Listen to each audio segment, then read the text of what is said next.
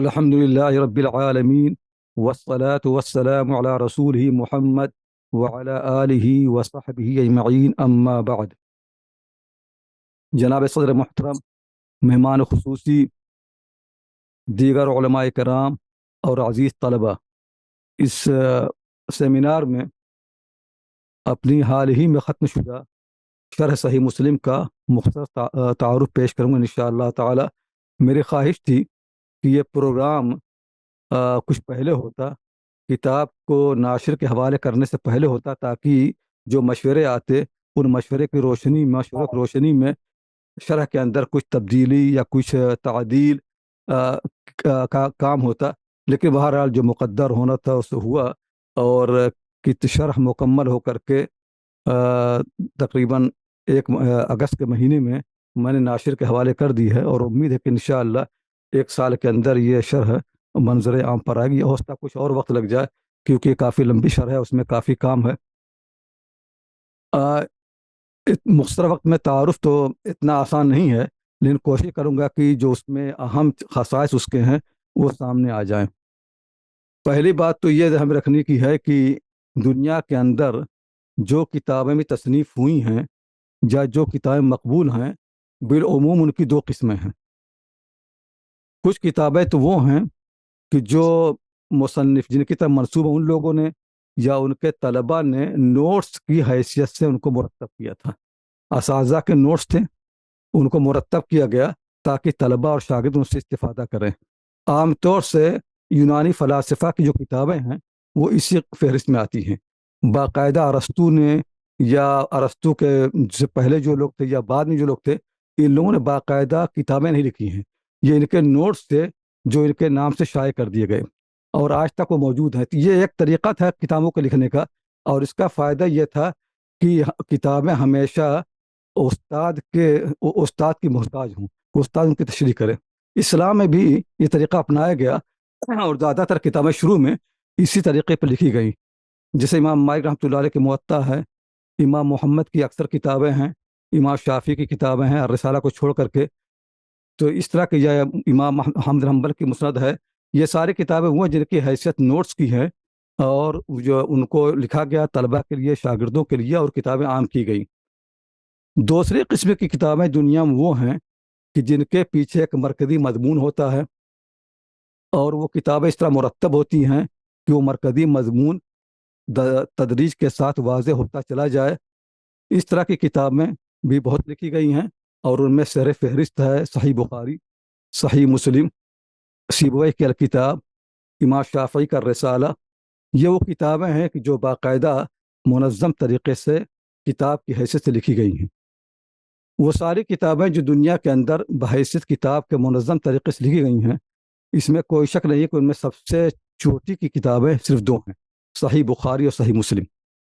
یعنی مستشرقین یا مغرب کے علماء جو حدیثوں پر تنقید کرتے رہتے ہیں، تو ان کے نزدیک یہ بات ان کو اس پر یقین ہے کہ حدیث کا پورا لٹریچر جو ہے صرف محض جھوٹ ہے اور افتراء ہے، اس میں کوئی صداقت نہیں ہے۔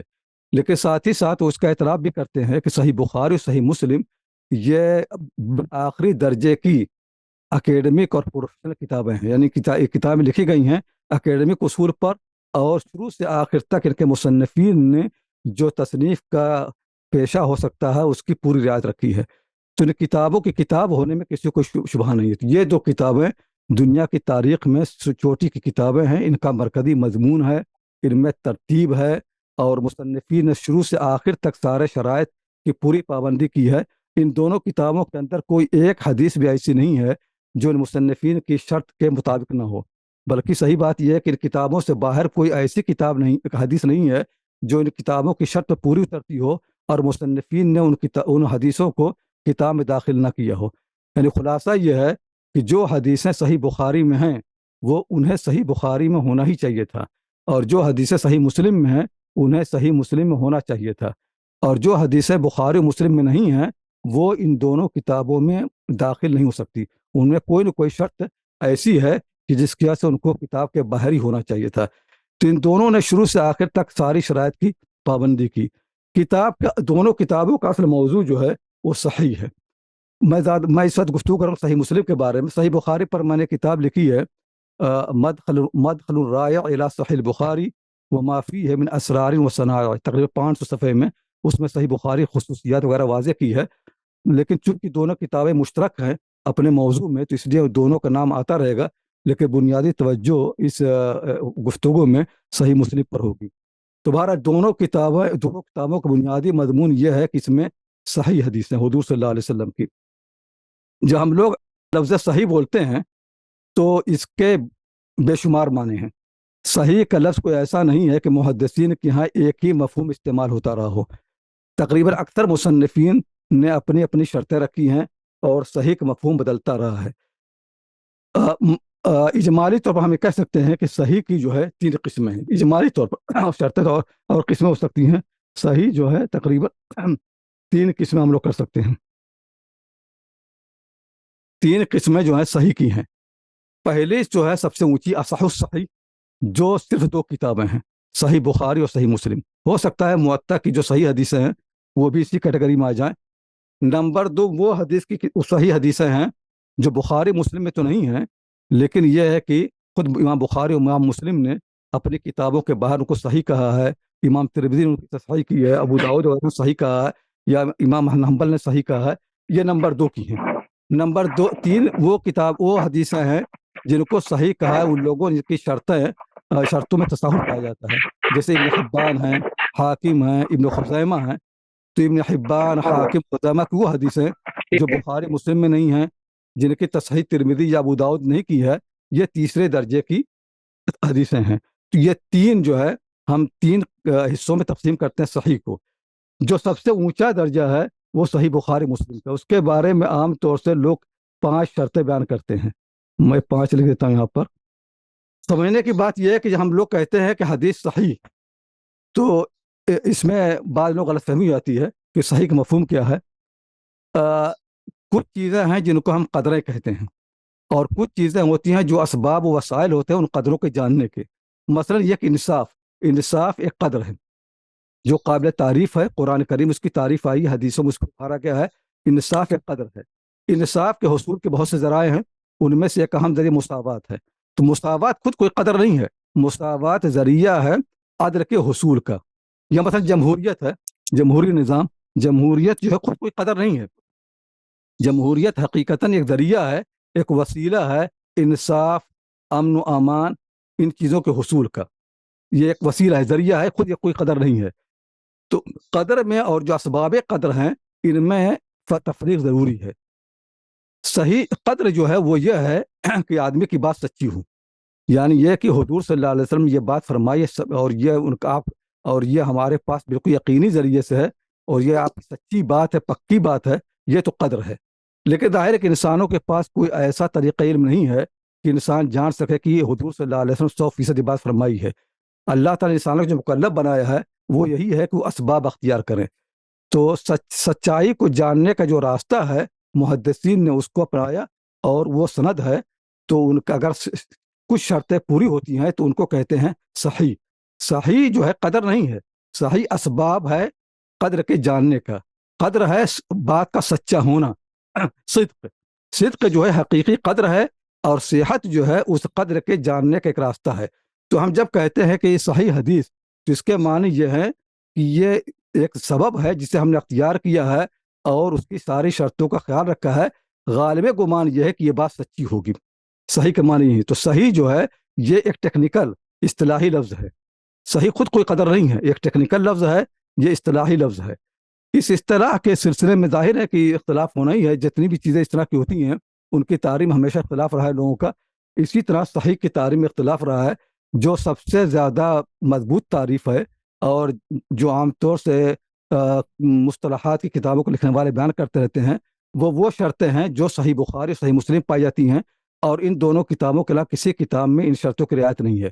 ہر کتاب کے اندر ان شرطوں میں سے کوئی نہ کوئی شرط کہیں نہ کہیں گری ہوئی ہے. 5 شرطیں یہ ہیں: اتصال، یعنی امام بخاری اور مسلم جو مصنفین ہیں ان سے لے کر کے حضور صلی اللہ علیہ وسلم تک سند متصل ہو. کوئی ہر آدمی نے اپنے استاد سے روایت کی ہو، کہیں پر کوئی سقوط نہ ہو کسی راوی کا.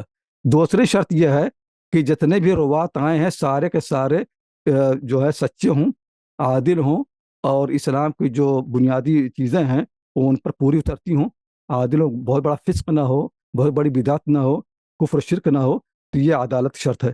تیسری شرط یہ ہے کہ جتنے بھی راوی ہیں انہوں نے جب سے وہ حدیث سنی ہے اور جب تک بیان کی ہے وہ حدیث ان کے پاس محفوظ ہو، یا تو ان کے حافظے میں یا لکھی ہوئی کہیں پر محفوظ ہو۔ ان تینوں شرطوں کے باوجود تب بھی ممکن ہے کہ کوئی نہ کوئی کمزوری رہ جائے۔ ایسی کمزوریاں جو چھپی ہوئی ہوتی ہیں اور عام طور سے لوگوں پر واضح نہیں ہوتی ہیں ان کو علہ کہتے ہیں۔ تو بخاری مسلم کے ہیں تین شرطوں کے علاوہ چوتھی شرط یہ بھی ہے کہ حدیث کی سند کے اندر یا حدیث کے متن کے اندر کوئی ایسی علت نہ ہو، چھپی ہوئی نہ ہو، جو عام لوگ سے مخفی ہو اور جس کی بنا پر وہ حدیث کہیں نہ کہیں سے کمزور ہوتی ہے۔ اس کے بعد میں انشاءاللہ اس کی مثال بھی دوں گا۔ پانچویں شرط یہ ہے کہ اگر یہ ساری شرطیں پوری ہو رہی ہیں تو کہیں ایسا نہ ہو کہ جو راوی ہیں ان سے زیادہ ان صفات کے حامل جو لوگ ہیں ان کی مخالفت نہ کر رہے ہیں۔ مثلا یہ ہے کہ امام مالک رحمۃ اللہ علیہ طبقہ اولا میں ہیں، سب سے اونچے طبقے میں ہیں حدیث کی روایت کرنے میں۔ اگر ان کی طرح سے کوئی حدیث آتی ہے مثلا مالک عن نافع عن عمر، تو حدیث صحیح ہوگی، موطا میں ہے، بخاری میں ہوگی، مسلم میں ہوگی، ہر جگہ ہوگی۔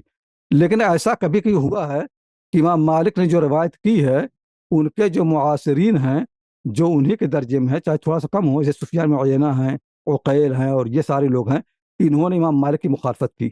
اگر مخالفت کرنے والے لوگ امام مالک سے زیادہ تعداد میں یا اگر ان سے زیادہ بہتر ہوتے اس صفت میں، حالانکہ ایسا کوئی ہے نہیں امام مالک مقابلے میں، تو امام مالک حدیث کو کہیں گے شاذ، شذوذ۔ شذوذ کے معنی یہ ہیں کہ ثقہ راوی کی غلطی۔ اگر ثقہ راوی حدیث میں کوئی غلطی سب سے ہوتی ہے، غلطی امام مالک سے ہو سکتی ہے، سفیان ثوری سے ہو سکتی ہے، امام زہری سے ہو سکتی ہے، کسی سے بھی ہو سکتی ہے۔ جو ثقہ راوی جب ان کی غلطی واضح ہو جائے تو اس کو کہتے ہیں شذوذ۔ تو صحیح حدیث کی ایک شرط یہ بھی ہے اس میں کوئی شذوذ نہ ہو۔ یہ 5 شرطیں وہ ہیں جو صحیح بخاری اور صحیح مسلم میں ہیں۔ ان دونوں کتابوں کے علاوہ کسی کتاب کے اندر ان 5 شرطوں کی رعایت نہیں ہے۔ چنانچہ ترمذی میں، ابو داؤد میں اور بہت سی کتاب جو بہت سی حدیثیں صحیح حدیثیں ہیں ان میں کہیں نہ کہیں کسی نہ کسی شرط میں کوئی مسئلہ ہوتا ہے۔ تو یہ سب سے درجہ اولا کی جو کتاب ہے وہ صحیح بخاری ہے اور صحیح مسلم ہے۔ امام بخاری رحمۃ اللہ علیہ نے اپنی کتاب میں کوئی مقدمہ نہیں لکھا ہے، لیکن جو لوگ صحیح بخاری پڑھتے اور پڑھاتے ہیں ان پر کچھ دنوں کے بعد واضح ہو جاتا ہے۔ کس کی آواز آ رہی؟ جو لوگ صحیح بخاری پڑھتے اور پڑھاتے ہیں ان پر یہ بات واضح ہو جاتی ہے کہ امام بخاری کی شرطیں کیا ہیں۔ امام مسلم رحمۃ اللہ علیہ نے اب ایک مقدمہ لکھا جو ظاہر مقدمہ بخاری میں نہیں، مسلم میں مقدمہ ہے۔ اس مقدمے کے اندر بہت سی گہری باتیں آ گئی ہیں اور تقریباً حدیث کے سارے اصول آ گئے ہیں، اور اس میں امام مسلم نے اپنی شرطیں ساری بیان کر دی ہیں۔ میری شرح حقیقتاً یہ ہے کہ میں نے امام مسلم کا جو مقدمہ ہے اسی کو ان کی کتاب پر منطبق کرنے کی کوشش کی ہے کہ ان کی اس مقدمے کی روشنی میں کتاب کو واضح کیا جائے کہ کتاب حقیقتاً ہے کیا۔ اس مقدمے میں جو باتیں بھی ہیں میرے نزدیک وہ ساری شرطیں وہی ہیں جو امام بخاری کی ہیں، امام مسلم دونوں کا اشتراک ہے۔ امام مسلم رحمۃ اللہ نے اس مقدمے کے اندر جو بہت سی باتیں بتائیں، انشاءاللہ ان کا تذکرہ آئے گا۔ ایک اہم بات یہ ہے کہ اس مقدمے کے اندر امام مسلم نے کچھ لوگوں کی تردید کی ہے، تنقید کی ہے۔ ان پر تنقید اس لیے کی ہے کہ بعض حدیثیں ایسی ہوتی ہیں، حدیثوں میں اتصال جو معلوم ہوتا ہے کہ پہلی شرط ہے اتصال، تو اتصال کی جاننے کا راستہ ہوتا یہ ہے کہ راوی کہے سمعت یا کہے حدثنا یا کہے اخبرنا۔ راوی کہتا یہ ہے مثلا امام بخاری رحمۃ اللہ روایت کرتے ہیں اپنے شیخ حمیدی سے، تو حمیدی کہتے ہیں کہ حدثنا سفیان، یا کہہ دے سمعت سفیان، یا کہہ دے کہ اخبرنا سفیان۔ اگر یہ صیغے استعمال ہوتے ہیں تو یہ بالکل واضح ہیں اتصال میں، اس میں کوئی شک نہیں کہ اس حدیث جو ہے سند متصل ہے۔ ایک صیغہ اور استعمال ہوتا ہے ان کے معنی ہیں کہ فلاں سے روایت ہے، مطلب میں آج ہوں حضور صلی اللہ علیہ وسلم سے 1400 سال زیادہ، میں کہہ سکتا ہوں عن النبی صلی اللہ علیہ وسلم قال انما الاعمال بالنیات، کہ حضور صلی اللہ علیہ وسلم فرمایا کہ اعمال بالنیات سے، کوئی مجھے جھوٹا نہیں کہے گا، کیونکہ سب لوگ جانتے ہیں کہ ان کے معنی یہ نہیں ہے کہ میں نے حضور صلی اللہ علیہ وسلم سنا ہے۔ ان کا لفظ جو ہے یہ اتصال اور عدم اتصال دونوں کے لیے برابر مستعمل ہے، یہ شروع چلا رہا ہے۔ اب مسئلہ یہ ہے کہ حدیثوں میں اکثر جو ہے ان آیا ہے، اور خاص طور شروع کی جو روایتیں رہی ہیں اہل حجاز وغیرہ کی، ان میں ان کثرت سے استعمال ہوا ہے۔ تو ان جو ہے چونکہ اس میں احتمال ہے سننے اور نہ سننے کا، اتصال اور عدم اتصال کا، تو ان کے بارے میں کیا کیا جائے، یہ سوال ہمیشہ اٹھتا رہا ہے۔ محققین کی رائے یہ رہی ہے کہ جو راوی روایت کر رہا ہے، اگر ان کے ساتھ تین شرطیں پائی جائیں تو وہ روایت متصل ہوگی۔ تین شرطیں اس میں پہلی شرط یہ ہے المعاصرہ، دوسری شرط یہ ہے عدم التدلیس، تیسری شرط یہ ہے عدم ثبوت، اس میں بڑی نفی آگے بہرحال۔ تو محققین کی رائے یہ ہے کہ اگر ان استعمال ہوا ہو تو اس میں ایک چیز یہ دیکھی جائے گی کہ جو معانعین ہے اور جو معن ہو، یعنی جو راوی ان استعمال کر رہا ہے، مثلا مالک ہے کثرت سے آتا ہے مالک عن نافع بن عمر، مالک عن نافع عن ابن عمر، جب جو ان استعمال کر رہا ہے دیکھنا یہ ہے کہ اس نے اپنے استاد جس کے لیے ان استعمال کیا ہے اس کی زندگی کا اتنا بڑا حصہ پایا ہے کہ اس میں اس کے لیے وہ حدیث سننا ممکن ہے۔ مثلا یہ کہ وہ آدمی 18 سال کا رہا ہو، 20 سال کا رہا ہو جب اس کے شیخ کا انتقال ہوا تقریباً، تو اس کا مطلب ہے کہ معاصر ہے وہ۔ پہلی شرط یہ کہ معاصر ہو۔ دوسری شرط یہ ہے کہ جو شخص ان استعمال کر رہا ہے وہ مدلس نہ ہو۔ تدلیس کے معنی یہ ہیں کہ کبھی کبھی محدثین اپنے معاصرین سے، اپنے شیوخ سے بعض ان روایتوں کو بھی روایت کر دیتے ہیں جو ان سے سنی نہیں ہے اور ان لگا دیتے ہیں، ہائے معاصر ہیں۔ مثلا یہ کہ ایک مرتبہ امام سفیان بن عیینہ رحمۃ اللہ علیہ، سفیان بن عیینہ امام زہری کے مشہور شاگردوں میں سے ہیں، امام مالک کے بعد سب سے زیادہ بڑا درجہ ان کا ہے امام سفیان بن عیینہ کا۔ ایک مرتبہ سفیان بن عیینہ نے اپنے شاگردوں سے کہا عن الزہری، تو کسی شاگرد نے ان سے سوال کیا کہ کیا یہ حدیث آپ نے زہری سے سنی ہے؟ تو سفیان خاموش ہو گئے۔ پھر انہوں نے کہا عن الزہری، دوبارہ شاگرد نے کہا کیا یہ حدیث آپ نے سفیان سے سنی ہے؟ پھر خاموش ہو گئے۔ تیسری بار پھر انہوں نے کہا عن الزہری ہے، تو شاگرد نے کہا آپ یہ بتایا ہمیں کہ یہ حدیث آپ نے زہری سے سنی ہے کہ نہیں؟ تو تب انہوں نے سفیان بن عیینہ نے کہا کہ یہ حدیث میں نے سنی ہے عبد الرزاق صنعانی سے، اور انہوں نے سنی ہے معمر سے، اور معمر نے سنی ہے زہری سے۔ دو واسطوں کو انہوں نے حذف کر دیا تھا۔ تو یہ تو خیر سفیان تو ثقہ راوی لوگوں کو حذف کیا ہے، لیکن یہ کہ محدثین کے یہاں یہ مسئلہ بڑا پیچیدہ رہا ہے، کثرت سے لوگ جو ہے وہ تدلیس کرتے ہیں، یعنی یہ کہ جس شیخ سے سنا اس کا نام نکال دیتے ہیں اور دوسرے کا ذکر کر دیتے ہیں جس کا معاصر رہیں۔ مثلا یہ ہے کہ میں نے بہت سی باتیں مولانا ابو الحسن ندوی رحمۃ اللہ علیہ سنی ہے، لیکن بہت سی ان کی باتیں میں نے مولانا رابع صاحب سنی، انہوں نے بتایا کہ مولانا نے بتایا۔ تو اگر میں یہ کروں کہ جو بات میں نے مولانا رابع صاحب سے سنی ہے اور انہوں نے بیان کی مولانا علی میاں صاحب کے واسطے سے، مولانا رابع صاحب کا نام نکال دوں اور میں یہ کہوں کہ مولانا ابو الحسن علی ندوی نے فرمایا ہے، اس کو کہتے ہیں تدلیس۔ یہ ہندوستان کے جو اخبارات ہیں اردو والے، وہ عام طور سے کرتے یہ ہیں کہ خبر سنتے ہیں BBC سے، پتہ نہیں کہاں سے، اور براہ راست خبر کا حوالہ دیتے ہیں اور جو واسطہ اس کو حذف کر دیتے ہیں، یہ تدلیس ہے۔ تو تدلیس جو ہے علماء کے کثرت سے رائج ہے، یہ کوئی نئی بات نہیں ہے، مشرق میں مغرب میں ہر جگہ رائج ہے۔ مطلب ایک حدیث ہم پڑھتے ہیں مولانا علی میاں صاحب کی کتاب میں ترمذی میں یہ بات ہے، میں مولانا علی میاں صاحب کا نام نکال دیتا ہوں اور کہتا ہوں کہ ترمذی میں یہ حدیث آئی ہے، حالانکہ امانت داری کا طریقہ یہ کہ میں کہوں یہ حدیث میں نے مولانا ابو الحسن ندوی کی کتاب پڑھا ہے، انہوں نے ترمذی کا حوالہ دیا ہے، لیکن ہم ان کا نام غائب کر دیتے ہیں۔ تو تدلیس بڑی عام رہی ہے۔ مدلسین میں سے مشہور مدلس ہے قتادہ ابن دعامہ سدوسی، آمش، یہ لوگ تدلیس کثرت سے کرتے ہیں۔ تو اگر جو راوی ان استعمال کر اگر مدلس ہے تو پھر اس کی روایت صحیح نہیں ہوگی۔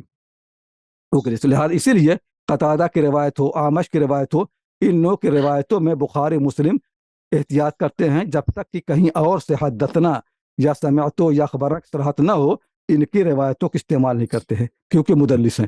تو ان استعمال کرنے والے کی دوسری شرط یہ ہے کہ مدلس نہ ہو۔ تیسری شرط یہ ہے کہ مدلس تو نہیں ہے لیکن ہمیں تحقیقاً معلوم ہو گیا ہے کہ یہ حدیث اس نے اپنے شیخ سے سنی نہیں ہے، کسی اور واسطے سے۔ مثلا عبداللہ بن مسعود اللہ تعالیٰ عنہ ان کے بڑے شاگرد ہیں، ان کے ایک لڑکے ابو عبیدہ ہیں جو اپنے والد سے روایتیں کرتے رہتے ہیں، لیکن ابو عبیدہ سے پوچھا گیا کہ کیا آپ نے اپنے والد سے کبھی کوئی حدیث سنی ہے؟ تو ابو عبیدہ نے کہا کہ میں نے اپنے والد سے کوئی حدیث نہیں سنی ہے، جبکہ انہوں نے روایتیں بہت سی کی ہیں۔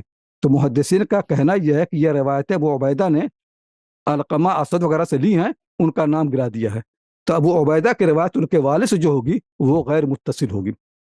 مثلاً جو مشہور روایت ہے، حضرت عبداللہ مسعود اللہ تعالیٰ عنہ فرماتے ہیں کہ ایک مرتبہ حضور صلی اللہ علیہ وسلم مجھ سے فرمایا کہ جاؤ 3 پتھر لے کے آؤ، تو مجھے 2 پتھر ملے اور ایک جو ہے میگنی ملی اور روس ملا، وہ لے کر کے آیا، تو آپ نے کہا کہ یہ تو نجس، اس کو پھینک دیا۔ تو یہ روایت جو ہے کئی طریقوں سے آئی ہے۔ ایک طریقہ جو مشہور طریقہ ہے وہ طریقہ ہے کہ ابو اسحاق السبیعی کی روایت کرتے ہیں ابو عبیدہ سے، جو عبداللہ مسعود کے لڑکے ہیں، اور ابو عبیدہ اپنے والد سے کرتے ہیں۔ ظاہر ہے کہ یہ روایت بخاری مسلم میں نہیں سکتی، کیونکہ ابو عبیدہ نے اپنے والد سے کوئی حدیث سنی ہی نہیں ہے، تو یہ روایت تو گر گئی۔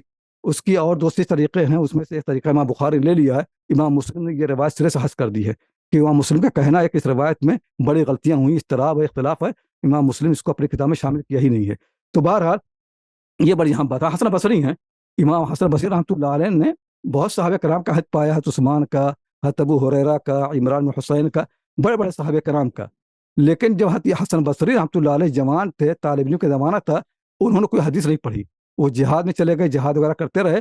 جب بعد میں وہ بصرہ میں مقیم ہو گئے، تب ان کو پڑھانے کا، واعظ کہنے کا شوق ہوا، تو انہوں نے اس وقت حدیثیں لی، لیکن وہ صحابہ کرام کا انتقال ہو چکا تھا، ان کے شاگردوں سے لی ہیں، اور وہ روایت کرتے ہیں لیکن نام نہیں دیتے کسی کا۔ تو وہ براہ راست روایت کرتے ہیں عمران حسین سے، ابو بکر ثقفی اور کسی اور سے کر دیں گے، یا ابو ہریرہ سے کر دیتے ہیں، یا حضرت علی رضی اللہ عنہ سے کر دیتے ہیں۔ معاصر تو ہیں، لیکن محدثین کو یہ معلوم ہے کہ یہ روایتیں انہوں نے ان صحابہ کرام سنی نہیں ہے، بلکہ حضرت حسن بصری رحمۃ اللہ علیہ تھوڑی تدریس بھی کرتے تھے، کبھی کبھی حد تک کہتے تھے حدثنا فلاں صحابی نے ہم سے بیان کی۔ جب ان سے کہا گیا آپ نے تم سے سنا ہی نہیں ہے، تو کہتے تھے کہ حدث اہل البصرہ، انہوں نے اہل بصرہ سے روایت کی ہے، اور میں بھی بصری ہوں، تو اس لیے اپنا نام داخل کر دیا۔ تو حسن بصری کی جو روایتیں ہیں ان صحابہ کرام سے، مسلم اور بخاری دونوں بڑے محتاط ہیں، بلکہ اگر ان کا نام کہیں آ جاتا ہے تو اس میں کوئی ایسا اضافہ کر دیں گے جس سے واضح ہو جائے کہ حسن بصری پر اعتماد نہیں ہے۔ تو بہرحال یہ 3 شرطیں اگر پائی جاتی ہوں تو حدیث جو معنعن ہے وہ قبول ہو سکتی ہے۔ یہی وہ بات ہے جو مسلم نے اپنے مقدمے میں واضح کی ہے، اور امام بخاری رحمۃ اللہ کا بھی یہی مسلک ہے۔ تو امام مسلم جو تردید کی ہے، تو اور امام مسلم نے باقاعدہ صاف صاف کہا ہے کہ اس پر محدثین کا اجماع ہے، کوئی ایک آدمی اس کے خلاف ہے، کوئی ایک نام بھی نہیں ہے جس نے اس بات کو تسلیم نہ، اس بات پر سب کا اجماع ہے۔ پہلی مرتبہ قاضی عیاض نے احتمال ظاہر کیا کہ امام مسلم نے جو تردید کی ہے، یہ تردید شاید بخاری کی ہے یا علی مدینی کی ہے۔ پھر اس کے بعد شراح نے وہ بات دہرانا شروع کر دی، اور ذہنوں میں بیٹھ گیا کہ جس مسلک کی امام مسلم تردید کی ہے وہ مسلک امام بخاری کا، حالانکہ ان کا سرے صحیح نہیں، کتاب ان کی شاہد ہے، ان کی کتاب کے اندر بہت سی وہ حدیثیں ہیں جس میں آنا پایا جاتا ہے، اور کہیں پر سما وغیرہ نہیں ہے، کہیں ثابت ہی نہیں ہے۔ مثلا امام بخاری رحمۃ اللہ علیہ کی کتاب میں روایت ہے قیس بن ابی حازم سے، جو روایت کرتے ہیں حضرت بلال رضی اللہ تعالیٰ عنہ سے۔ قیس بن ابی حازم حضرت بلال کے معاصر ہیں رضی اللہ تعالیٰ عنہ، لیکن دونوں کا اجتماع یا سما کہیں ثابت نہیں ہے، کسی بھی روایت میں کہیں سے نہیں آیا کہ قیس نے کوئی روایت سنی ہو، اور یہ حدیث جو ہے بخاری شریف میں موجود ہے۔ تو بہرحال میں نے اپنے شرح میں ایک پورا مقدمہ لکھا ہے ایک جلد میں، اس مقدمے کے اندر پورا ایک باب ہے، جو اس باب اسی پر ہے کہ جو حدیث معنن ہے اس کے سلسلے میں مسلم جو بحث کی ہے، صحیح رائے کیا ہے۔ یہ بات اصلاً مجھے پہلی مرتبہ جب معلوم ہوئی وہ ندوۃ العلماء کے اندر، جب میں مقدمہ صحیح مسلم پڑھ رہا تھا مولانا شہباز صاحب رحمۃ اللہ علیہ سے، تو جب وہ یہاں پر پہنچے تو انہوں نے باقاعدہ کہا کہ یہ تردید امام بخاری کی ہو ہی نہیں سکتی، نہ امام بخاری کی نہ علی مدینی کی، یہ تردید کسی کچھ بدعتی لوگوں کی ہے جنہوں نے نئی بات پیش کی، کتاب میں اتنی پرزور تردید ہے، انہوں نے یہ بات کہی تھی۔ پھر یہاں پر ابھی لندن میں تو 5-6 سال پہلے شیخ حاتم العونی آئے تھے، تو میرا اور ان کا ایک ساتھ پروگرام تھا، تو میں نے اسی موضوع پر تقریر کی تھی، اور میں نے بتایا تھا کہ مولانا شہباز رحمۃ اللہ نے یہ بات کہی، تو ان کی رائے بھی حاتم العونی کی بھی یہی ہے، تو انہوں نے مجھ سے کہا بھی ان کا نام لکھ کے مجھ کو دو، کیونکہ ہمیں تو معلوم ہی نہیں تھا کہ ہندوستان میں کسی عالم نے یہ بات کہی ہے۔ اسی طرح شیخ عبدالفتاح غدار رحمۃ اللہ علیہ سے میں نے تذکرہ کیا کہ ہمارے استاد مولانا شہباز رحمۃ اللہ علیہ نے شبہ ظاہر کیا ہے کہ مقدمہ مسلم میں جو تردید ہے وہ بخاری کی نہیں ہے۔ تو بڑی حیرت کی انہوں نے کہا کہ مجھے تو واقعی نہیں معلوم تھا کہ ہندوستان میں کوئی آدمی اتنی اونچی بات اور کر سکتا ہے جو سب سے الگ تھلگ، اور تو بہرحال مولانا شہباز صاحب تو اپنی طرف سے بات کریں کہ آج کا تقریباً اکثر لوگ، بہت سے لوگ یہ بات کہنے شروع ہو گئے کہ امام مسلم جو مقدمہ تردید کی ہے وہ بخاری کی نہیں۔ تو بہرحال ایک لمبا موضوع ہے، اور مختصر وقت میں اس کا پورا احاطہ کرنا ممکن نہیں ہے۔ تو حاصل کلام یہ ہے کہ جو میں نے صحیح مسلم کی شرح پر مقدمہ لکھا ہے اس میں پورا باب میں نے واضح کیا ہے کہ بخاری اور مسلم دونوں کی شرطیں ایک ہی ہیں، کوئی اختلاف نہیں ہے، فرق ہے شرطوں کی تطبیق کا۔ مطلب اگر ابھی ہم کسی سے کہیں کہ بھائی میرے لیے ایک اچھا سا کمپیوٹر خرید دوں، دو آدمی سے کہیں اور دونوں آدمی الگ الگ کمپیوٹر لے کر کے آئیں، تو شرط تو ایک ہی ہے، اچھا ہونا چاہیے، لیکن جب شرطوں کی تطبیق کرتا ہے آدمی تو اس میں اختلاف ہو جاتا ہے۔ تطبیق میں اختلاف ہو گیا ہے، مطلب روات عادل ہوں۔ امام بخاری رحمۃ اللہ علیہ نے عادل لوگوں میں سے مروان بن حکم کی روایت لی ہے۔ امام مسلم کے یہاں مروان بن حکم جو ہے عادل نہیں ہے، ان کی روایت مسلم میں موجود نہیں ہے۔ روات کی شرط یہ کہ ضابط ہو۔ امام مسلم اپنی کتاب میں حماد بن سلمہ کی روایت لی ہے ثابت البنانی سے اصول میں، جبکہ بخاری حماد بن سلمہ کی کوئی روایت سرے سے اصول میں لی ہی نہیں ہے، کیونکہ ان کے نزدیک کو ضابط ہے ہی نہیں۔ تو شرطوں کی تطبیق میں دونوں میں اختلاف موجود ہے۔ بخاری شریف میں حماد بن سلمہ کی کوئی روایت موجود ہی نہیں اصول میں، مسلم شریف میں کوئی روایت موجود نہیں مروان بن حکم کی، جبکہ بخاری میں ہے، اور اسی طرح اور بہت سی روایتیں ہیں۔ اسی طرح کبھی کبھی اختلاف ہوتا ہے تدلیس کا، بعض لوگوں کی روایتیں مسلم میں موجود ہیں جبکہ بخاری خیال یہ ہے کہ اس میں تدلیس پائی جاتی ہے، بعض لوگوں کی روایتیں بخاری موجود ہیں، مسلم کا خیال ہے کہ اس میں تدلیس ہے، بعض لوگوں کی روایتیں بخاری موجود ہیں اور مسلم کا خیال ہے کہ ان کے اندر بدعت پائی جاتی ہے، بعض لوگوں کی روایتیں مسلم ہیں اور بخاری کے نزدیک وہ مبتدع ہیں۔ تو شرطوں کی تطبیق میں اختلاف پایا جاتا ہے، لیکن فی نفسہ شرطوں میں ان دونوں میں کوئی اختلاف نہیں ہے۔ یہ ایک چیز ہے۔ تو دوسری چیز یہ واضح کرنے کی ہے کہ امام مسلم رحمۃ اللہ نے اپنی کتاب کے مقدمے میں یہ بات لکھی ہے کہ روایتیں جو ہے تین طرح کی ہوتی ہیں، تین ہیں۔ ایک ہے وہ جو طبقہ اولا سے منقول ہو۔ طبقہ اولا کے معنی یہ ہے کہ چوٹی کے وہ لوگ جن کی حدیثوں پر اعتماد کیا جاتا ہے، مسائل میں بھی اور فضائل میں بھی، احکام میں بھی اور احکام کے جو فضائل ترغیبات آئی ہیں ان میں بھی، دونوں باتوں میں جن لوگوں کے حدیثوں پر اعتماد کیا جاتا ہے وہ طبقہ اولا کے راوی ہیں۔ مثلا یہ ہے کہ صغار تابعین میں امام زہری ہیں، عمرو بن دینار ہیں، یحییٰ بن کثیر ہیں، قتادہ بن دعامہ ہیں، اعمش ہیں، ابو اسحاق السبیعی ہیں۔ یہ وہ لوگ چوٹی کے لوگ ہیں جن کے روایتوں پر اعتماد ہوتا ہے۔ ان کے بعد ان کے شاگردوں میں چوٹی کے لوگ جن پر اعتماد ہوتا ہے، امام مالک ہیں، سفیان بن عیینہ ہیں، حماد بن زید ہیں، سفیان ثوری ہیں، شعبہ ہیں، حشیم ہیں۔ یہ سارے وہ لوگ ہیں چوٹی کے لوگ، طبقہ اولا کے لوگ ہیں۔ پھر ان کے شاگردوں کا طبقہ آتا ہے، جیسے یحییٰ بن سعید القطان ہیں، اسی طرح سے عبد الرحمن المہدی ہیں، وکیع جراح ہیں، ابو نعیم الفضل بن دکین ہیں۔ یہ لوگ ہیں جن کی روایتوں پر اعتماد طبقہ اولا کے راوی ہیں۔ پھر ان کے شاگردوں میں طبقہ آتا ہے امام بن ابی شیبہ کا، اسی طرح سے یحییٰ بن معین کا، علی المدینی، احمد بن حنبل۔ یہ وہ لوگ ہیں جو طبقہ اولا کے لوگ ہیں۔ پھر ان کے شاگردوں بخاری ہیں، مسلم ہیں، یہ لوگ ہیں طبقہ اولا کے۔ تو پہلی قسم راویوں کی وہ ہیں جو طبقہ اولا کے راوی ہیں اور جن پر اعتماد ہوتا ہے اصول میں، یعنی ان کی روایتوں پر مسئلوں کی بنیاد رکھی جاتی ہے، فضائل کی بنیاد رکھی جاتی ہے، یہ طبقہ اولا کے راوی ہیں۔ پھر دوسرے قسم کے راوی امام مسلم بیان کے وہ لوگ ہیں جو پہلے طبقے کے راویوں کے شریک ہیں عدالت میں اور عدالت میں، لیکن ضبط میں ان کے اندر کچھ کمی ہے۔ تو بتانا 5 شرطیں ہیں: اتصال، عدالت، ضبط، عدم العلہ، عدم الشذوذ۔ تو پہلے طبقے کے جو راوی ہیں ان کے اندر 5 شرطیں مکمل پائی جاتی ہیں۔ دوسرے طبقے کے جو راوی ہیں ان کے اندر اور شرطیں موجود ہیں کہ ضبط میں کچھ کمی ہے، ضبط ان کا اتنا نہیں، یہ طبقے اولا کا ہے۔ یہ دوسرے طبقے کے جو راوی ہیں ان کی روایتوں پر اعتماد صحیح نہیں ہے، ان کی روایتیں صرف آتی استشہاد کے لیے، یعنی جیسے کہتے ہیں نا بھائی وہ عربی شاعری میں کہ وہ شعراء جو تک 150 ہجری سے پہلے ہوئے ہیں ان کی شاعری جو ہے وہ اس سے احتجاج ہو سکتا ہے، احتجاج ممکن ہے۔ جو ان کے بعد ہوئے ہیں چاہے کتنے اچھے شعراء جیسے متنبی ہیں، ابو العلا معری ہیں یا بختری وغیرہ، یہ لوگ ہیں، ابو تمام ہیں، یہ لوگ اس کے بعد کے ہیں۔ ان کی روایت، ان کے اشعار سے استشہاد تو ممکن ہے، احتجاج ممکن نہیں ہے۔ یعنی کسی نحو کے یا کسی زبان کے مسئلے کی بنیاد ان کے اشعار پر نہیں رکھی جائے گی، البتہ شہادت پیش کر دیں گے۔ تو چنانچہ نحو کی جو کتابیں ہیں اس میں اصل اعتماد ہوتا ہے جاہلی شعراء پر یا اسلام کے عہد اولین کے شعراء پر، متنبی وغیرہ کے اشعار جو آتے ہیں وہ شاہد کے طور پر۔ اسی طرح حدیث میں کچھ لوگ وہ ہیں جن کی روایتوں پر اعتماد ہوتا ہے اور کچھ لوگ وہ ہیں جن کی روایتوں پر اعتماد نہیں ہوتا ہے، ان کی روایتیں استشہاد کے لیے آتی ہیں۔ استشہاد کے لیے محدثین کے ہاں 2 لفظ استعمال ہوتے ہیں۔ اگر شاہد جو ہے وہ دوسرا صحابی ہے تو پھر شاہد کہتے ہیں، یا وہی صحابی ہے لیکن معنی بدلا ہوا ہے تو اس کو شاہد کہہ دیتے ہیں. لیکن اگر صحابی دونوں روایتوں کے ایک ہی ہیں اور معنی بھی تقریباً ایک ہی ہیں تو پھر دوسری روایت کو متابعہ کہتے ہیں، متابعہ کہتے ہیں. تو یہ متابعت و شواہد. امام مسلم لکھا یہ ہے کہ جو طبقہ ثانیہ کی روایتیں ہیں ان کو ہم استعمال کریں گے متابعت و شواہد میں. اس کے بعد انہوں نے لکھا کہ تیسرے طبقے میں وہ لوگ ہیں جن کے یہاں غفلت پائی جاتی ہے، مغفلین ہیں، یا جن کے یہاں بڑی غلطیاں ہیں، تغلیط، غلط فاحش اور یہ ہے وہ ہے، تو کہتے ہیں کہ ان کی روایتوں پر ہم دھیان نہیں دیں گے، یہ ہمارے ہاں ہی نہیں صرف سے.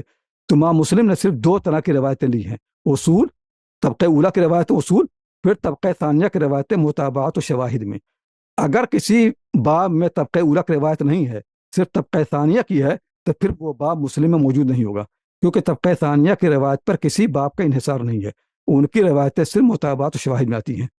ایک چیز اور امام مسلم نے بیان کی ہے، کبھی کبھی ایسا ہوتا ہے کہ طبقہ اولا کی جو روایت ہے، بالکل سب طبقہ اولا کے راوی ہیں، مالک ہیں، سفیان، بڑے بڑے لوگ ہیں، لیکن ان سے کوئی غلطی ہو گئی ہے اور وہ غلطی عام طور سے لوگوں پر کی نگاہ میں آتی نہیں ہے. امام مسلم کا کہنا ہے کہ اگر وہ اس روایت کو ذکر نہ کریں تو لوگ سمجھیں کہ امام مسلم کو وہ روایت معلوم ہی نہیں تھی، مگر وہ روایت ذکر کرنے کی وجہ بھی نہیں ہے، اس لیے کہ تو معلل ہے. تو امام مسلم کہتے ہیں کہ ایسی روایتوں کو میں باب کے آخر میں لاؤں گا اور ان کی علت بیان کروں گا. وہ حدیث جو معلل ہوگی وہ طبقہ اولا کی روایتیں ہیں، لیکن آخر میں لا کر کے ان کو بیان کریں گے. تو معاملہ یہ ہے کہ مسلم شریف میں جب کوئی باب شروع ہوگا تو اس میں پہلے طبقہ اولا کی روایت ہوگی جو اصول ہیں، پھر طبقہ ثانیہ کی روایت آئے گی متابعت و شواہد میں، پھر اس کے بعد اگر کوئی معلل حدیث ہوئی تو آخر معلل ہوگی، پھر نیا باب شروع ہوگا.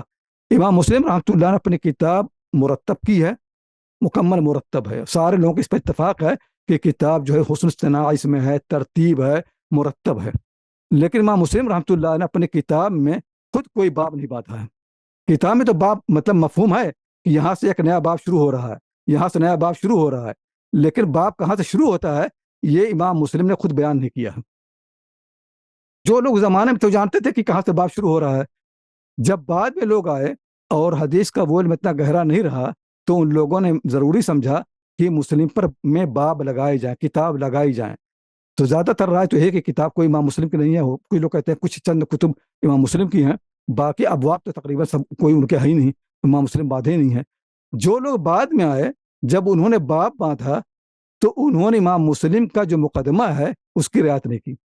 یہ نہیں کیا کہ باب باندھا وہاں پر جہاں اصول کی حدیث شروع ہو رہی ہو، پھر متابعات، پھر معلق، پھر نیا باب، یہ نہیں کیا ہے، بلکہ کیا یہ ہے کہ جہاں سے نیا فقہی مسئلہ نکلتا ہے وہاں نیا باب باندھ دیا ہے. تو کبھی کبھی باب باندھا ہے ان حدیثوں پر جو متابعات و شواہد ہیں، اور کبھی کبھی ایسا ہوا ہے کہ ایک ہی باب میں کئی باب آ گئے ہیں، ایک باب باندھ دیا ہے، پھر اصول ہیں، متابعات ہیں، پھر اصول ہیں، پھر متابعات ہیں. اور بلکہ میں نے دیکھا یہ ہے کہ امام نووی کے یہاں بھی اور قاضی عیاض کے یہاں دونوں مشہور شاعر ہیں، دونوں نے کہیں کہیں باب باندھا ہے حدیث معلل پر، وہ حدیث جو امام مسلم نے بیان کی ہے علت بیان کرنے کے لیے کہ یہ کمزور ہے، ناقابل استدلال ہے، اس پر باب باندھ دیا ہے. تو جن لوگوں نے باب باندھا ان لوگوں نے حقیقتاً ان کی وجہ سے ہوا یہ ہے کہ مسلم شریف کی جو ترتیب ہے اس پر اثر پڑا ہے. اور یہ اصل میں یہ بات میرے اوپر واضح ہوئی تقریباً آج سے 15 سال پہلے. میں نے آکسفورڈ میں پوری صحیح مسلم پڑھائی طلبا کو، تو جب پڑھایا میں نے تو مجھے واضح ہو گیا کہ جو شارحین ہیں انہوں نے جو باب باندھے ہیں ان کی وجہ سے مسلم کی خوبیاں پیچھے چلی گئی ہیں. اگر اس کو دوبارہ سرے سے نئے باب وہاں باندھے جائیں جہاں مسلم رحمۃ اللہ علیہ چاہتے ہیں تو کتاب کی خوبی واضح ہو اور یہ واضح کیا کہ کیا مطابعات، کیا شواہد ہیں. یہ بات میرے دن میں بیٹھی اور میں نے اپنے شاگردوں سے کہا بھی، چونکہ میں اس زمانے میں لکھ رہا تھا عورتوں پر کتاب الوفا باسماء النساء وغیرہ میں مشغول تھا، تو میں نے شروع نہیں کیا. لیکن جب میں نے دیکھا کوئی اس کام نہیں کر رہا ہے تو پھر میں نے اپنے تئیں یہ کام شروع کیا اور تقریباً 10 سال اس میں لگائے. تو ایک اہم کام میں نے یہ کیا ہے کہ جتنے بھی ابواب تھے اور کتب تھے سب نکال دیے جو لوگوں نے باتیں تھے. اس میں کئی غلطی، کئی چیزیں تھیں جن سے میں متفق نہیں تھا. ایک تو یہ کہ یہ ابواب صحیح جگہ پر نہیں تھے، غلط جگہوں باب باندھ دیے گئے تھے. دوسری بڑی غلطی ابواب میں ہوئی ہے کہ جن لوگوں نے بھی باب باندھے ہیں یہ لوگ کسی نہ کسی مسلک کے پیروکار تھے. مثلا کوئی حنفی ہے تو کوئی مالکی ہے تو کوئی شافعی ہے، امام نووی شافعی ہیں، انہوں نے اپنے اپنے مسلک کے لحاظ سے باب باندھ دیے.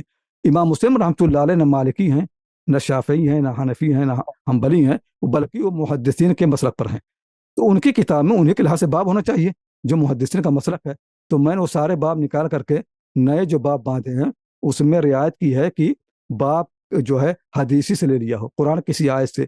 جہاں پر میری سمجھ کچھ نہیں آیا ہے وہاں پر میں نے امام بخاری رحمۃ اللہ علیہ یا ابو داؤد کی سنن اس سے لے کر کے باب باندھا ہے، لیکن فقہا کے جو ابواب ہیں ان کو نکال دیا ہے۔ باب میں نے یہ رعایت کر کی ہے کہ باب وہاں سے شروع ہو جہاں حدیث اصول ہے، کہ وہ مسلم چاہتے ہی ہیں کہ باب ہو اصول۔ پھر میں نے کیا یہ ہے کہ ہر حدیث کو الگ کیا ہے، میں نے عنوان لگایا ہے، تو باب ہے، اصول ہیں، پھر اس کے بعد متابعہ اگر کوئی ہے تو لکھ دیا میں نے متابع، دو ہیں تو دو لکھ دیے، دو متابع، تین چار جتنی ہو۔ پھر اگر کوئی شاہد ہے تو اس کو عنوان لگا، متن کے اندر میں نے عنوان لگا دیا شاہد، اور اگر اسے کوئی معلل ہے تو اس پر بھی میں لگا دیا عنوان معلل۔ تو کتاب کے اندر واضح ہو جائے گا لوگوں کو کہ یہ باب شروع ہوا ہے، پہلی حدیث یہ ہے جو طبقہ اولا کی ہے، معتمد ہے، پھر اس کے بعد شواہد متابعات ہیں، پھر اس کے بعد کوئی حدیث معلل آئی ہے یہ چیز کی ہے۔ اور میں نے اپنی شرح میں ان چیزوں کی وضاحت کی ہے کہ حدیث متابعہ میں کیوں ہے، یہ شواہد میں کیوں ہے، یہ معلل کیوں ہے، اس کی لمبی چوڑی پوری میں نے شرح کی ہے۔ اور ہر باب کے آخر میں ایک عنوان میں نے باندھا ہے، حسن الصناعت و ترتیب، جس میں واضح کیا ہے کہ امام مسلم نے یہ ترتیب کیوں رکھی ہے۔ امام مسلم رحمۃ اللہ نے یہی نہیں کیا ہے کہ ہر باب میں اصول اس طبقہ اولا کے حدیث ہو، پھر متابعات و شواہد، پھر معلل ہو، بلکہ ان طبقہ اولا کے حدیثوں میں بھی اگر کئی لوگوں سے روایتیں ہیں ان میں بھی ترتیب کا خیال رکھا ہے۔ تو مسئلہ اگر طبقہ اولا میں ان کے پاس 5 حدیثیں ہیں، 4 حدیثیں ہیں، تو اس میں یہ نہیں کہ جیسے تیسے ان کو رکھ دیا ہو، ہر چیز میں ایک کوئی نہ کوئی رعایت ہے۔ مثلا یہ ہے بالعموم امام مسلم رحمۃ اللہ کا طریقہ، امام بخاری کا بھی طریقہ یہی ہے کہ اگر کسی باب کے اندر موطا کی کوئی حدیث مرفوع ہو تو باب اسی سے شروع کرتے ہیں۔ بخاری مسلم دونوں موطا کی حدیث سے باب کی ابتدا کرتے ہیں، تو امام مالک کی حدیث مقدم ہوگی، سوائے اس کے کہ امام مالک کی حدیث پر کوئی کلام ہوگا، کلام ہوگا تو امام مسلم پھر اس کو مؤخر کر دیں گے، یا سوائے اس کے کہ امام مالک کی حدیث میں نزول ہو۔ عام طور سے بخاری مسلم امام مالک کی حدیث کو روایت کرتے ہیں، ان کے درمیان اور مالک کے درمیان ایک واسطہ ہوتا ہے۔ بخاری کی عام طور سے حدیثیں مالک کی جو روایتیں ہیں وہ یا تو ہیں عبداللہ ابن یوسف تنیسی سے، یا عبداللہ بن مسلمہ القعنبی سے، یا اسماعیل بن اویس سے، یا قتیبہ وغیرہ سے اور بات کے لوگ کے۔ امام بخاری کے پاس زیادہ آپشنس ہیں، تو عبداللہ بن یوسف تنیسی سے روایت کرتے ہیں، عبداللہ بن یوسف تنیسی سے مسلم کی ملاقات ہی نہیں ہوئی ہے تو مسلم کا کوئی سوال ہی پیدا ہوتا۔ دوسرے نمبر کے راوی ہیں عبداللہ بن مسلمہ القعنبی، بخاری ان سے روایت کرتے ہیں موطا کی۔ امام مسلم کا معاملہ یہ ہوا کہ امام مسلم رحمۃ اللہ علیہ نے 2 سفر کیے، جب پہلے سفر میں وہ گئے تو زیادہ دن رکے نہیں، قعنبی سے ملاقات ہوئی ان کی، قعنبی سے موطا کی کچھ حدیثیں پڑھی اور کچھ اور حدیثیں پڑھی اور چلے آئے، تو موطا پوری پڑھ نہیں سکے۔ موطا پوری پڑھی ہے امام مسلم نے یحییٰ ابن یحییٰ النیسابوری سے۔ تو چنانچہ مسلم میں موطا کی جو حدیثیں یا تو قعنبی کے واسطے سے ہیں اور زیادہ تر یحییٰ ابن یحییٰ النیسابوری کے واسطے سے ہیں، کچھ قتیبہ کے واسطے سے، اور کچھ حدیثیں ایسی ہیں جس میں امام مسلم کو نزول ہو گیا ہے، یعنی ان کے درمیان اور مالک کے درمیان 2 واسطے ہو گئے ہیں۔ جن حدیثوں میں امام مسلم اور امام مالک کے درمیان 2 واسطے ہیں، امام مسلم نے وہ حدیثیں مؤخر کر دی ہیں، ورنہ اگر ایک واسطے سے روایت آئی ہے اور کوئی کلام نہیں ہے تو مالک کی روایت ہی مقدم ہوگی۔ یہ جو ہے اس طرح شروع کرتے ہیں۔ اسی طرح سے مثلا ایک حدیث ہے جس کی روایت کی احمد حنبل نے، ابن ابی شیبہ نے، عثمان بن ابی شیبہ نے اور لوگوں نے، امام مسلم رحمۃ اللہ علیہ امام احمد حنبل کی روایت کو مقدم کریں گے، احمد کی موجودگی میں کسی کو مقدم نہیں کرتے۔ پہلی روایت کس کی ہوگی؟ امام احمد حنبل رحمۃ اللہ علیہ کی۔ اگر احمد حنبل نہیں ہیں، قعنبی ہیں، احمد حنبل کے بعد میں نے دیکھا سب سے زیادہ ان کا وہ احترام کرتے ہیں قعنبی کا، اس کے بعد قعنبی کی روایت، اصول میں قعنبی کی روایت مقدم ہوگی۔ اگر قعنبی نہیں ہیں تو ابن ابی شیبہ ہیں، یحییٰ بن یحییٰ النیسابوری ہیں، یہ وہ لوگ ہیں چوٹی کے لوگ جن کی روایتوں کو مقدم کرتے ہیں۔ امام مسلم کبھی یہ بھی کرتے ہیں کہ اگر کوئی شخص روایت کر رہا ہے اپنے والد سے تو اس کی روایت کو ترجیح دیں گے، کیونکہ جو آدمی اپنے باپ سے روایت کر رہا ہے اس نے اپنے باپ کے ساتھ لمبا وقت گزارا ہے، ان کی حدیثوں کو پرکھا ہے، تو وہ روایت جو ہے وہ مقدم ہوگی۔ کبھی کبھی ایسا بھی ہوتا ہے کہ ایک آدمی روایت کر رہا ہے ایک شیخ سے اور دونوں ایک ہی شہر کے رہنے والے ہیں، مثلا اہل بصرہ کی روایت محمد مثنیٰ ہے، محمد بشار ہیں، یہ لوگ روایت کرتے ہیں یحییٰ بن سعید قطان سے، یہ سب لوگ بصری ہیں، تو یہ بصرہ والوں کی روایت جو مسلسل ہوگی، مسلسل بالبصریین ہوگی، اس کو ترجیح دیتے ہیں۔ یا اہل مدینہ کی روایت ہے مسلسل بالمدنیین، وہ مقدم ہو جائے گی۔ تو ان چیزوں کی رعایت کرتے ہوئے مسلم اصول میں بھی جو حدیث پہلے ہوگی، تو میں نے اپنی جو شرح ہے ہر باب کے آخر میں لکھا حسن استناعت و ترتیب، اس میں واضح کیا ہے کہ اصول میں مطلب 5 روایتیں ہیں، 4 روایتیں ہیں، ان میں ترتیب مسلم نے کیا رکھی ہے وہ میں نے واضح کیا ہے۔ اچھا، اس کے متابعات آتی ہیں، متابعات میں وقت نہیں بیان کرنے کا، محدثین کیا متابعات کی موٹی موٹی 2 قسمیں ہیں، متابعات تامہ اور متابعات قاصرہ، اور قاصرہ میں بھی کئی ہوتی ہے، قاصرہ و اقصر پتہ نہیں کیا کیا۔ تو مسلم کریں گے یہ کہ اصول کے بعد عام طور سے متابعات تامہ بیان کریں گے، پھر متابعات قاصرہ لائیں گے، پھر اس سے اکثر جو ہوگی وہ لائیں گے، پھر شاہد لاتے ہیں، شاہد جو ہے آخر میں آئے گی، اور اس کے بعد اگر حدیث کوئی معلل ہوگی تو وہ اس میں ہوگی۔ تو میں اس میں جب میں نے غور کیا تو عام طور سے ہوا یہ ہے کہ جو حدیثیں اصول کی ہیں اس پر تو بخاری مسلم دونوں کے اتفاق ہے۔ امام بخاری جو حدیثیں مسلم کی نہیں لی ہیں وہ زیادہ تر مطابعات و شواہد کی ہیں۔ تو پھر میں نے اپنی کتاب میں شرح میں یہ بھی کیا ہے کہ ہر وہ حدیث مسلم کی جو بخاری میں نہیں ہے اس پر میں نے عنوان باندھا ہے لماذا لم یخرجہ البخاری، یہ حدیث بخاری میں کیوں نہیں ہے، اس کی تشریح کی میں نے۔ اگر اسی مضمون کی کوئی حدیث بخاری میں ہے اور مسلم میں نہیں ہے تو پھر میں نے وہ حدیث ذکر کی ہے اور واضح کیا ہے کہ بخاری میں یہ ہے، مسلم میں کیوں نہیں ہے۔ مثالیں بہت سی ہیں، میں ایک مثال دیتا ہوں، ٹائم زیادہ سوال جواب کا ٹائم بھی ہونا چاہیے، بلکہ پاکستان کے بہت مشہور عالم آئے تھے جن کا انتقال بھی ہو گیا ہے، وہ آئے تھے میری مسلم شرح دیکھنے، تو ان کو میں نے یہ بیان کیا، انہوں نے مثال پوچھی مجھ سے کہ آپ نے کیسے یہ کہا کہ جو حدیث بخاری میں نہیں اس کی وجہ ہے، جو مسلم میں نہ اس کی کوئی وجہ ہوتی ہے۔ تو میں نے ان کو مثال دی، میں نے کہا مسلم کی سب سے پہلی حدیث جو ہے حدیث جبریل علیہ السلام، اور حدیث جبریل کو بہت صحابہ کرام نے روایت کی ہے لیکن 2 صحیح ہیں، ایک حضرت عمر کی روایت ہے اور دوسرے حضرت ابو ہریرہ رضی اللہ عنہ کی روایت ہے۔ امام مسلم نے اپنی کتاب شروع کی ہے عمر کی روایت سے، پہلے اس کے اصول بیان کیے ہیں، پھر اس کے مطابعات، پھر ابو ہریرہ کی حدیث ہے اور اس کے مطابعات بیان کی ہیں۔ بخاری کی کتاب کے اندر حضرت عمر کی حدیث موجود ہی نہیں ہے، حضرت ابو ہریرہ کی حدیث ہے۔ جس حدیث کو مسلم نے سب سے مقدم کیا ہے اور اپنی کتاب اسے شروع کیا ہے وہ حدیث سرے سے بخاری موجود ہی نہیں ہے، اور محدثین کے ہاتھ عمر کی حدیث ہی عمدہ ہے، وہی اصل اس کی مستحق ہے کہ اس کو پہلے بیان کیا جائے۔ چنانچہ جتنے لوگوں نے بھی کتاب الایمان لکھی ہے انہوں نے ہمیشہ ابتدا کی ہے حضرت عمر کی حدیث سے، اور وہی کام مسلم نے کیا ہے، بخاری میں سرے سے وہ حدیث موجود ہی نہیں ہے۔ تو میں نے اپنی کتاب لکھا لماذا، تو وہ جو پاکستان کے عالم تھے مجھ سے کہنے لگے کہ میں صحیح مسلم 40 سال سے پڑھا رہا ہوں، میرے ذہن تو یہ سوال ہی نہیں پیدا ہوا کہ یہ حدیث بخاری میں کیوں نہیں ہے۔ تو اس کی وجہ کیا ہے، تو میں نے ان سے ذکر کیا کہ وجہ اس کی یہ ہے کہ حضرت عمر کی جو حدیث ہے اس کے اندر کثرت سے اختلاف ہے، کثرت سے اختلاف ہے، اسی میں اختلاف ہے کہ یہ حدیث جو ہے حضرت عمر کی مسند ہے یا ابن عمر کی، اس میں اختلاف پایا جاتا ہے۔ پھر راویوں بھی عجیب غریب اختلافات ہیں، اس میں جو ہے اس لیے امام بخاری نے اس میں اضطراب اور اختلاف سمجھ کی وجہ سے اس کو نکال دیا کہ ایک حدیث اتنی زیادہ مختلفی ہے کہ یہ اس لائق نہیں ہے کہ صحیح میں اس کو داخل کیا جائے، انہوں نے نکال دیا ہے۔ امام مسلم نے کیوں داخل کیا؟ امام مسلم نے دیکھا یہ کہ اس روایت میں اختلاف تو بہت ہے لیکن ایک شخص کی روایت ایسی ہے جو صحیح ہے، وہ ہے کہامس کی روایت بالکل صحیح ہے، تو کہامس کی روایت کو انہوں نے اصل بنایا، اور اس کے بعد جو اور روایتیں ہیں مطلب وراق وغیرہ کی ان کو مطابعات میں داخل کر دیا، ان میں اختلافات ہیں، میں نے اپنے شرح میں ذکر کیا ہے کہ ان میں سے ہر ایک کی روایت ایک دوسرے سے کیوں مختلف ہے اور کیسے مختلف ہے۔ کہامس کی روایت محفوظ ہے، تو یہ دیکھیے کہ ایک روایت مسلم کی سب سے پہلی روایت ہے، بخاری میں سرے سے موجود ہی نہیں ہے۔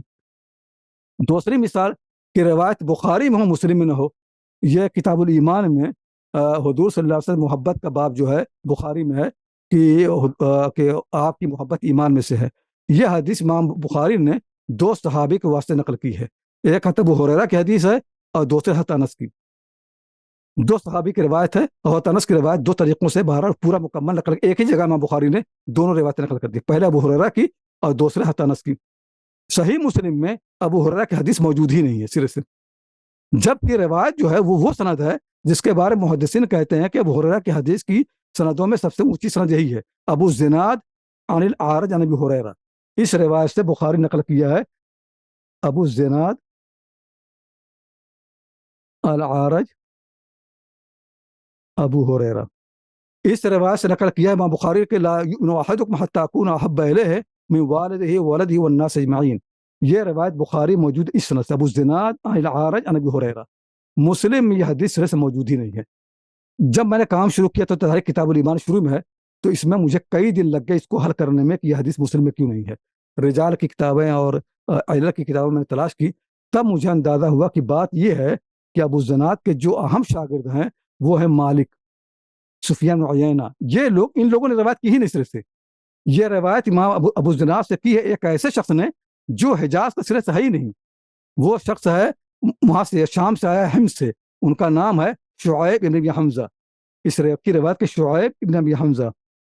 شعیب بن ابی حمزہ بہت ہی ثقہ راوی ہیں, اور زہری کی روایتوں میں ان کا درجہ بڑا اونچا ہے.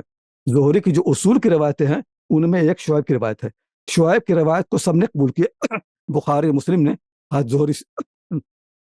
لیکن شعیب جب مدینے آئے تو جلدی میں تھے, اور ان کے پاس ٹائم نہیں تھا کہ ابو الزناد یا محمد بن منقدر جو مدینے کے شیوخ ہیں ان سے جا کر کے حدیث باقاعدہ اخذ کرتے. یہ کہ انہوں نے وراقین وغیرہ سے کہیں سے ان کی حدیثیں لے لی, خرید لی, اور ان کے پاس گئے, پتہ نہیں کتنا پڑھا کتنا نہیں پڑھا, ایک اچھا خاصا اختلاف اس میں موجود ہے. تو اس لیے امام مسلم ہیں, ابو حاتم الرازی ہیں, ابو زرع الرازی ہیں, جو بڑے بڑے محدثین ہیں, وہ کہتے ہیں شعیب کی روایت ابو الزناد اور اہل مدینہ سے غیر معتبر ہے. شعیب کی روایت چاہے ابو الزناد سے ہو, محمد بن منقدر سے ہو, ان میں سے کسی سے اس پر اعتماد نہیں ہوگا, کیونکہ انہوں نے اس کو صحیح طریقے سے اخذ نہیں کیا ہے. بخاری نے اس میں اجتہاد کیا ہے. بخاری کہتے نہیں کچھ چیزیں ان کی صحیح ہیں, تو بخاری نے اس میں انتقا, اس کو محدثین کہتے ہیں انتقا کا بخاری نے کام کیا. بخاری نے کیا یہ ہے کہ شعیب کی ساری روایتیں تو نہیں لی ہیں, لیکن ہر روایت پر الگ الگ مطالعہ کیا ہے, اور جن روایتوں کو سمجھا کہ شعیب کی روایت ابو الزناد صحیح ہے, ان روایتوں کو شامل کیا ہے. چنانچہ صحیح بخاری میں آپ کو بے شمار روایتیں مل جائیں گی جو شعیب عن ابی الزناد ہے, شعیب عن محمد المنقدر ہے. وہ روایتیں مسلم شریف میں سرے سے موجود ہی نہیں ہیں, کیونکہ وہاں مسلم نے شعیب کی ساری روایتوں کو جو اہل مدینہ سے ہے سب خارج کر دیا, کوئی کسی پر اعتماد نہیں کیا ہے. تو یہ میں نے اس میں کام کیا ہے اپنی شرح کے اندر, کہ جو حدیثیں مسلم کی بخاری میں نہیں ہیں, ہر حدیث پر میں نے بیان کیا ہے کہ بخاری میں کیوں نہیں ہے, اور اس مضمون کے اگر بخاری میں کوئی حدیث ہے تو اس کو میں نے پیش کیا ہے, اور پھر میں نے تشریح کیا ہے کہ یہ حدیث بخاری میں ہے, مسلم میں کیوں نہیں ہے اس کا. اسی طرح سے میں نے کیا یہ ہے کہ مسلم کی جن حدیثوں پر اعتراض ہوا ہے وہ سارے اعتراضات دارقطنی وغیرہ کیا, ان سے پہلے کے لوگوں کے, بعد کے لوگوں کے, وہ سب ذکر کیے ہیں, اور پھر میں نے جواب دیا کہ امام مسلم رحمۃ اللہ علیہ کی طرف سے اس کا جواب کیا ہوگا. تو جب ان سب چیزوں کو میں نے غور کیا تو اندازہ ہوا کہ مسلم پر جو تنقیدیں ہوئی ہیں وہ زیادہ تر تنقیدیں ان حدیثوں پر ہیں جو متابعات میں ہیں, شواہد میں ہیں, معلل, یعنی امام مسلم کے نزدیک خود وہ حدیثیں آخری درجے کی ہیں. تو میں نے اپنی شرح کا جو مقدمہ لکھا ہے اس میں ایک باب ہے, میرا خیال 14واں باب, اس مقدمے میں میرے 15 باب ہیں. ابھی اس کا میں انگریزی میں ترجمہ کر رہا ہوں, تو انشاءاللہ وہ مقدمہ الگ سے انگریزی میں بھی آ جائے گا. تو اس میں ایک باب میں نے اس پر باندھا ہے کہ اصح الصحیحین, صحیح بخاری اور صحیح مسلم دونوں میں سب سے زیادہ صحیح کون ہے. تو بھائی میں نے کتاب لکھی ہے امام بخاری پر, بخاری کے اجل ہونے میں اور ان کی کتابوں کے زیادہ مفید ہونے میں کوئی شبہ نہیں ہے, لیکن میں نے یہ ثابت کیا ہے کہ صحت کے لحاظ سے مسلم بخاری سے زیادہ صحیح ہے, کیونکہ جو صحیح ہے مسلم میں ہے وہ اصول ہیں, مسلم میں لکھا ہی ہے, مطابقت و شواہد ان کو اصول میں ہے ہی نہیں. اصول مسلم جو ہے اسلم ہے, سب سے زیادہ صحیح ہے. کتاب میں نے مقدمے میں مثال بھی دی ہے, میں نے کتاب الایمان ہے, کتاب الایمان مسلم کا بڑا لمبی کتاب ہے. پوری کتاب الایمان میں صرف 3 حدیثیں ایسی ہیں مسلم میں اصول میں جن پر تنقید ہوئی ہے, صرف 3 حدیثیں, جبکہ بخاری مجھ سے کہیں زیادہ ہیں, اور ان تینوں میں بھی تنقید ہوئی, بہت معمولی تنقید ہوئی ہے. پوری صحیح مسلم میں مشکل سے 50 حدیثیں ہوں گی جن پر اصول میں, جن پر متقدمین نے تنقید کی ہے, جبکہ بخاری میں ایسی تقریباً 150 حدیثیں جن پر تنقید ہوئی ہے. تو اصول کا اگر مقابلہ کریں اور مطابعات پہ جو تنقید کرتے ہو تو امام مسلم کو معلوم ہی تھی, اگر وہ حدیث جو ہے قابل تنقید نہ ہوتی تو امام مسلم اس کو پہلے بیان کرتے, اس کو بعد میں لانے کے معنی یہی امام مسلم کے یہاں ہے کہ حدیث اس درجے کی ہے ہی نہیں. تو مطابعات و شواہد پہ جو تنقیدیں ہوئی ہیں ان تنقیدیں مسلم پر ہیں ہی نہیں, کہ مسلم تو پہلے ہی اس کو جانتے ہیں. تو اور امام مسلم نے کہیں نہیں کہا ہے کہ مطابعت و شواہد جو ہیں صحیح ہیں, صحیح اصول ہیں, مطابعت و شواہد صرف اس کی مطابعت کے لیے آئے ہیں. یہ باتیں اور پہلے لوگوں نے کی, ابو علی نیسابوری وغیرہ نے بھی کہی ہے کہ صحیح مسلم بخاری ذات صحیح ہے, لیکن چونکہ یہ بات اتنی رائج ہو گئی کہ بخاری ذات صحیح ہے تو ہر آدمی نے, ابن حجر نے اور اس سے پہلے بعض لوگوں نے تعبیر شروع کر دی کہ ابو علی نیسابوری قول کا یہ مطلب ہے اور یہ ہے. میں نے دیکھا کہ جو لوگ کہتے ہیں بخاری ذات صحیح ہے ان کی دلیل کیا ہے. ان کی دلیل یہ ہے کہ بخاری کی جن رجال پر تنقید ہوئی ہے جو متون ہے ان کی تعداد مسلم کے متون راویوں سے کم ہے۔ بخاری کی جن حدیثوں پر تنقید ہوئی ہے وہ مسلم کی منتقد حدیثوں سے کم ہے۔ میں نے دیکھا یہ ہے کہ یہ اب آپ غور کریں، اصلاً صحیح تو اصول ہے، مسلم کے اصول کے راویوں پر جو تنقید ہوئی ہے وہ بخاری سے کم ہے۔ مسلم کی اصول کے حدیثوں پر جو تنقید ہوئی ہے وہ بخاری کی حدیثوں سے بہت کم ہے، بدرجہ کم ہے۔ تو اصول مسلم یہ اسلم الاصول ہے، اور جن لوگوں نے پہلے کہا تھا کہ مسلم سب سے صحیح ہے ان کی بات صحیح ہے۔ اور میں نے یہ لیکچر وہاں پہ دیا سعودی عرب میں بھی اور قطر میں بھی، تو شروع میں تو لوگ بڑے حیران رہے کہ بھئی کیسے ہو سکتا ہے۔ جب میں تشریح کی تو سب اس سے قائل ہو گئے، لوگوں نے کہا کہ بالکل صحیح بات یہ ہے کہ اصول مسلم یہ اسلم الاصول۔ تو بہرحال یہ لمبی بات تو ہو گئی میری، وقت سے زیادہ ہو گئی۔ وہ امید ہے کہ انشاءاللہ کچھ نہ کچھ بات واضح ہو گئی ہوگی کہ میں نے صرف پورا مقدمہ لکھا ہے تقریباً 600 صفحے کا، اب واضح کیا کہ میں نے اس میں کام کیا کیا ہے، اور وہ اس کو انگریزی میں کر رہا ہوں، تو آئندہ انشاءاللہ آپ لوگ پڑھیں گے۔ لیکن پھر بھی خلاصہ جو آگے اس کی روشنی، اگر کوئی اشکال ہو، کوئی اعتراض ہو، کوئی تو بالکل پیش کریں انشاءاللہ۔